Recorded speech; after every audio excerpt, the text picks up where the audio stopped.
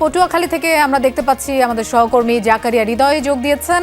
হৃদয়, আপনি কোন কেন্দ্রে রয়েছেন, সেখানে ভোটারদের উপস্থিতি এই মুহূর্তে কেমন দেখছেন? 12টা তো বেজে গেছে। লোপা, এই মুহূর্তে ভোটার উপস্থিতি খুবই কম। আমি আছি পটুয়াখালী।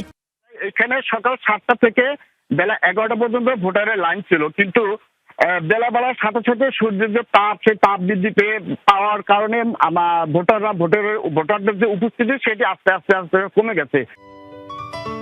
সিলন টি রপ্তানিতে শীর্ষে, কিন্তু এইটির বিপরীত চিত্র কিন্তু চরাঞ্চলে আমরা যোগাযোগ করেছি। রাঙ্গাবাড়ি, কলাপাড়া, চরবিশ্বাস, চরান্ডা এবং চরমন্তাজ, আশাচার, এই সকল এলাকায় যে সকল যে কয়টি সেন্টার আছে সেখানে কিন্তু ভোটারের উপস্থিতি কিন্তু অনেক বেশি, বিশেষ করে নারী ভোটারের উপস্থিতি বেশি।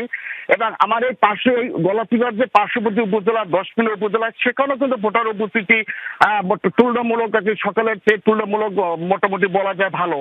কিন্তু গলাচিপা সদরের যে কয়েকটি সেন্টার আছে, এটি ছাড়া আরো 4-5টি সেন্টার আমি সকাল থেকে ঘুরেছি। সকাল থেকে সেখানে ভোটার উপস্থিতি ছিল, কিন্তু এখন তুলনামূলক একটু কম।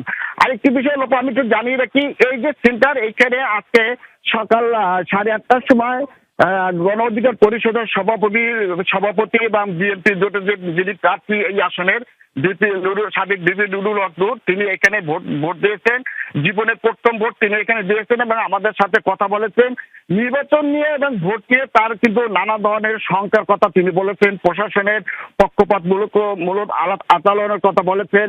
বিশেষ করে রিটার্নিং অফিসার এবং সেনাবাহিনী এখানে তারা ইচ্ছাকৃতভাবে তার যে প্রধান নির্বাচনী এজেন্ট তাকে 2 ঘন্টার মতো এখানে গতকাল রাতে আটকে রেখে তাকে জেরা করেছে।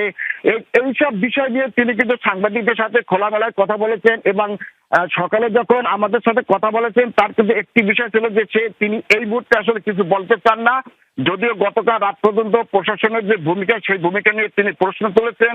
প্রয়োজনে এই নির্বাচন নিয়ে যারা যদি কোনো সরকারি কর্মকর্তারা যদি এই নির্বাচনে কোনো ধরনের অনিয়ম করে, সেটার জন্য তার সেই কর্মকর্তার হাতে আইনের হাতকড়া পরানোর জন্য তিনি আইনে লড়াই চালাইবেন, রাজপথে আন্দোলন করবেন এবং অতীতে তারা আন্দোলন করে দাবি আদায় করেছেন। এইসব নানান ধরনের কথা বলেছেন। আর সুষ্ঠু স্বাভাবিকভাবে পটুয়াখালীর 3 আসনের এখন পর্যন্ত সুষ্ঠু স্বাভাবিকভাবে ভোট গ্রহণ চলছে, এটি মোটামুটি বলা যায়। পটুয়াখালীর 4 আসনে আমরা যতদূর জানতে পেরেছি, সেখানে নেসারউদ্দিন মাধ্যমিক বিদ্যালয় 2জন কিশোর তারা জাল ভোট দিতে আসছিলেন।